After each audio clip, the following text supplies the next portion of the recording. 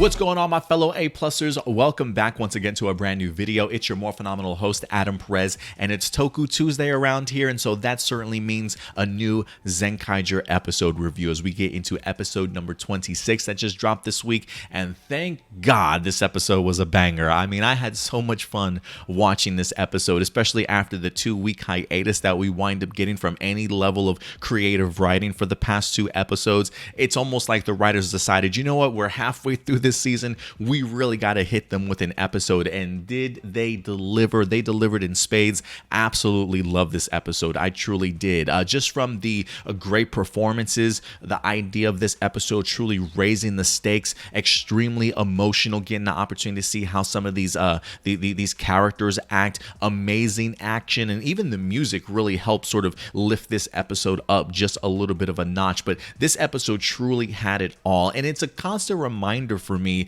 as to how good Zenkaiger truly can be. You know what I mean? Like the capabilities and the potential of this season, and just how it's really has kind of just underwhelmed majority of this particular season. Not that I need every episode to be a banger or to be as compelling as this one, but to be able to know that they can tap into this level of writing yet choose not to is what continues to make Zenkaiger majority of the time a little bit of a disappointment, because I feel like you could still bring some really great energy even despite the humor and the chaoticness of this season from time to time. I just wish that this show knew what it's certainly capable of and not just tease us with it from time to time. So when it comes to episode number 26, again, this feels almost like a turning of a page, turning of a chapter. You know, granted, I don't know what the remainder of the episodes are certainly going to feel like, but there's always a potential for Zenkaiger to certainly change course and really have a more impactful second half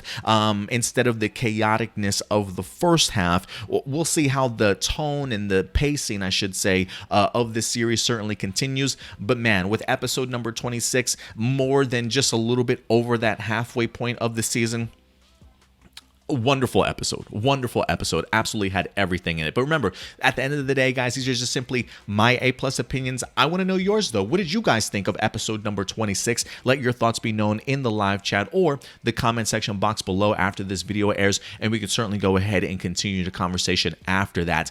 A couple things that certainly jumped out at me in this episode that I definitely want to go ahead and talk with you guys about.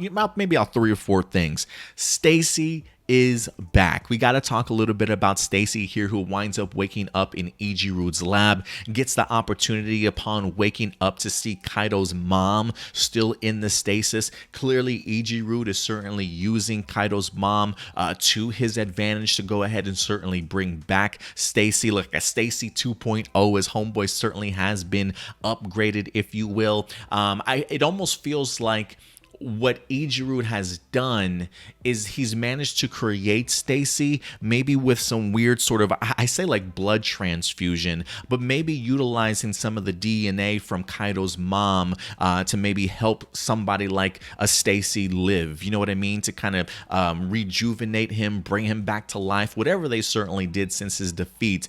They've gone great lengths to go ahead and certainly give this man some upgrades in order to survive. And it is one of those things that when I think of Ijiru and just seeing him experimenting with Kaito's mom, the idea of how maybe they created gears very similar to that of what the Zenkaigers certainly have, you know, wondering what came first, right? Did the Toji Tendo create this and then Kaito's parents stole that information? Did Kaito's parents create the gears and the Toji Tendo wind up stealing their knowledge? That's kind of the way that I'm leaning, in the sense that Ijiru has really been using Kaito's scientific knowledge to maybe go ahead and create some of the things that that she certainly did. It almost kind of makes me question like the true intelligence level of Ijiru. I'm sure he's able to create and invent some of his own things, but it almost feels as though he's stealing somebody's knowledge to kind of get the advantage. You know what I mean? So I thought that was some great insight into it. Clearly, Ijiru doesn't want anybody to certainly know about this discovery, but Stacey certainly certainly has. So much in point now to where it seems as though he has in fact released Kaito's mom, which we see at the end of this episode where she winds up escaping on her own, if you will. Shout out to Kaito's mom too for even throwing that punch at that Kikai-noid Ijirude, just really facing death and fear right in the face and wind up escaping the Toji Tendo. So certainly shout out to her. But again, it definitely does go to show that it feels to me like if Stacey is a creation of any sort, the idea of Ijirude utilizing Kaito's mom to help bring Stacey back almost makes me think that they're using maybe some of her DNA, again, that blood transfusion type of mentality, which might explain the idea of why Stacey has the memories of Kaito's parents, or at least, familiar voices that he continues to hear, and that link and connection to Yi-chan, if you will. It's just that the idea of him literally, if that's what Ijirude is doing with his body, utilizing Kaito's mom's maybe DNA and knowledge, it would certainly explain some of the things that Stacey is certainly dealing with. But when it comes to his upgrades, there's no time wasted in regards to Stacey wanting Kaito to know that he's still alive and to go ahead and try and take out Zenkaiser for himself. Homeboy winds up having himself a brand new, like a missile bracelet, which looks fantastic on him, like a missile gauntlet. And then he also has a little bit of a Captain America shield that he uses in action to perfection in here, really taking advantage of Kaito's lowering his guard, if you will, based off of how Kaito certainly responds to him. So I continue to really enjoy Stacey in this season. If anything, I feel like he's become a much more formidable foe in this episode now with the upgrades, right? Because Zenkaiser used to just mop the floor with this guy when it came to more one-on-one things.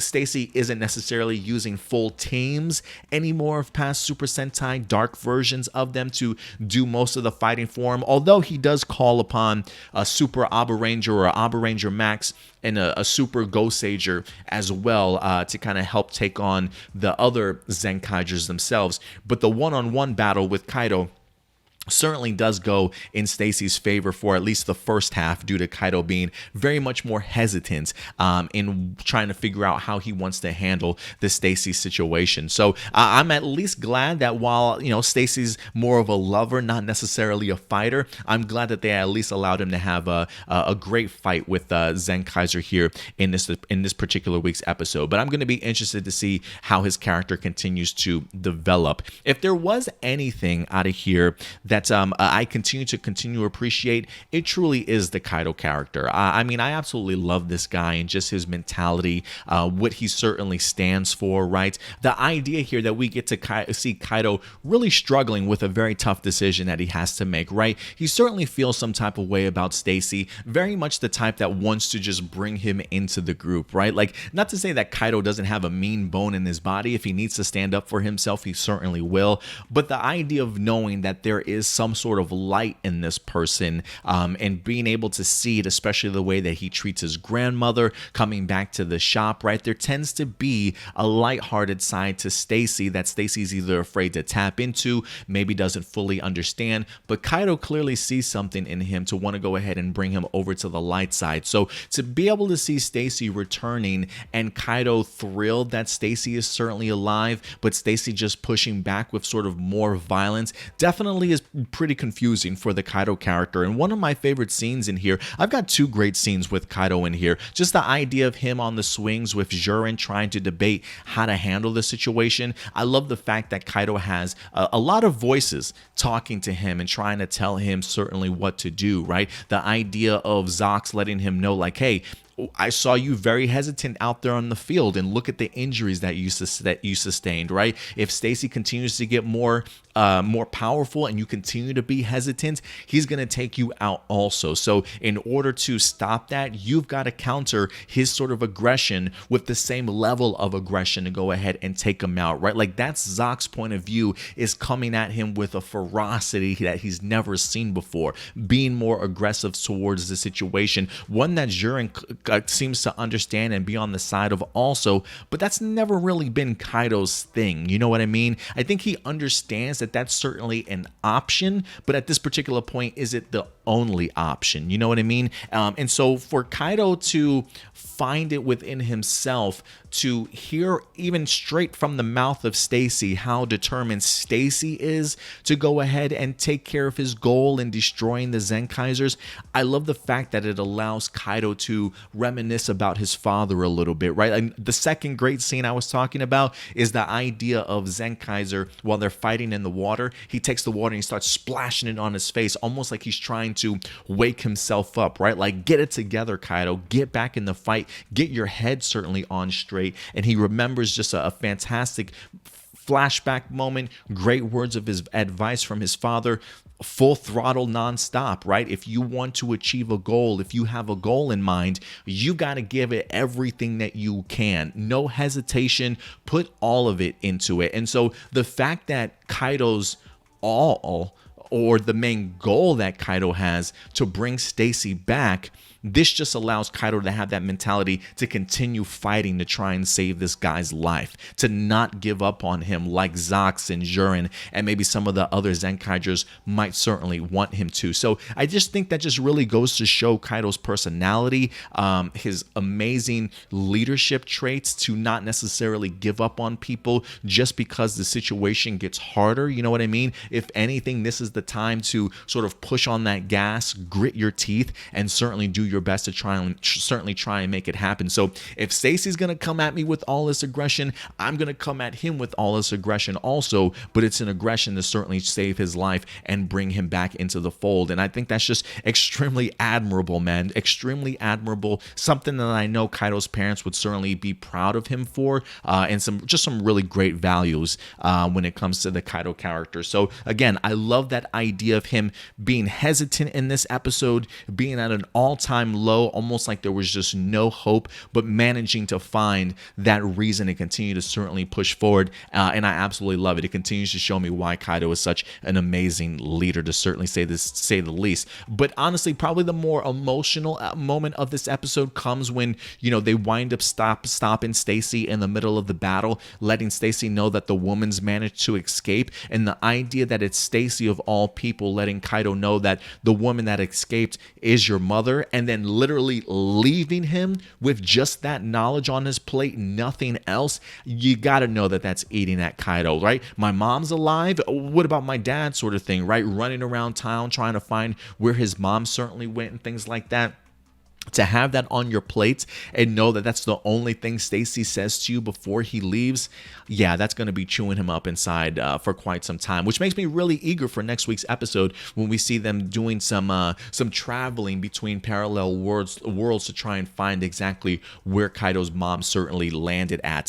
Whether or not they actually discover or find her in next week's episode, that I don't certainly know, but the search certainly is on, to say the least. And it does make me beg the question, if I did have another theory that I want to go ahead and throw out there, now that we've seen Kaito's mom is certainly alive, one of the things we have not seen is his father. Where exactly is his father? And I can't remember if I've said this in a past Zenkaiger video or not, but I'm leaning towards the theory that Barashitara might actually be Kaito's father. And the reason why I'm saying this right now is because, you know, we talk about the idea of what Stacey is. Stacey seems to be a mix of a human and a Kikainoid. So a little bit of a cyborg in a certain extent, or so we're meant to certainly believe, right?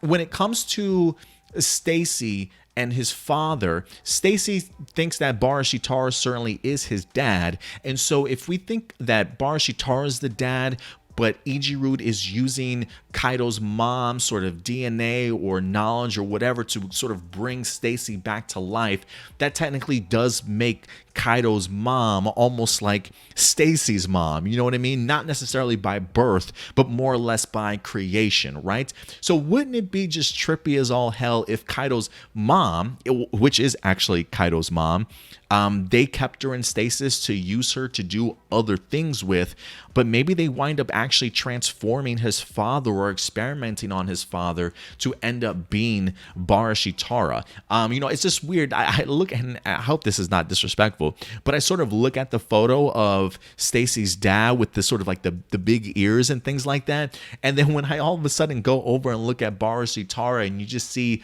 the design of his facial features, they almost kind of look alike to me a little bit. Like I can almost kind of see hints of resemblance between the two of them. Again, I don't know how long it's been. 10 years, I believe, is what they refer to. So I don't know how long Barashitara has actually been a part of the Toji Tendo.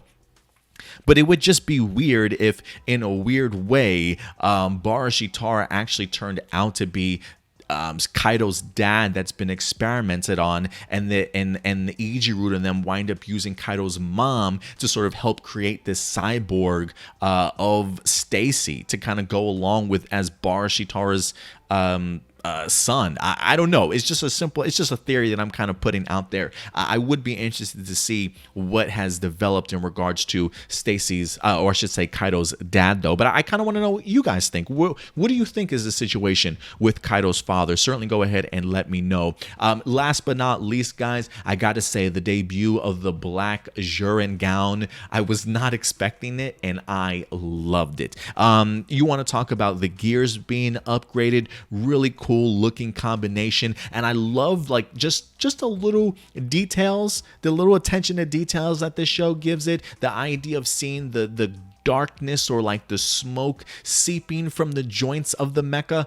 I thought it looked amazing, and the fact that it's actually truly holding its own against somebody like Zox by himself, or even the Zenkaiju O when it's actually put together. Granted, we didn't see them in an all-out battle, but the fact that the Black ZyuranGaon was left standing and managed to escape on its own at the end of this episode really goes to show you just how powerful this particular villain certainly seems to be. So Stacey is now a formidable foe here, something I didn't think that I would certainly have the opportunity to say at all during this season, but Ijiroot certainly has outdone himself this time around, and everything is looking great. I love the design of the Black ZyuranGaon, I truly do. And of course, one of my another scene that really jumped out at me, this is just a quick honorable mention to some of the gears that were utilized in this episode, as the Car Ranger gear was used, and I thought it was used to perfection for Gaon in a sense of allowing him to speed up with the racer tools to go ahead and dismantle all the missiles, as a huge barrage comes in from Stacey to the Zenkaigers, and you just see Gaon like dismantling them really, really quickly. I thought it was a really cool scene and a real great sequence, or utilization, I should say, of the gears themselves. But overall, guys, love this episode, truly did. And listen, again, these are just simply my A+ opinions. If there's moments in this episode that I certainly missed that you want to go ahead and talk about, whether that be further character moments, maybe storyline, plot line details that I might have missed that you want to go ahead and continue to talk about, please let them be known in the comment section box below, guys, and we'll certainly go ahead and further our discussion for Zenkaiger this week. But guys, loved it. Hopefully we certainly keep up the momentum here for the next couple of weeks. But other than that, guys, that's going to do it for us here. Thank you very much for certainly joining us. We will be back next week with a brand new breakdown and review for Zenkaiger, so certainly join us then. But until next time, guys, do me a big favor. Take care of yourselves, take care of each other, and as always, keep it A+. I'll talk to you guys later. Bye.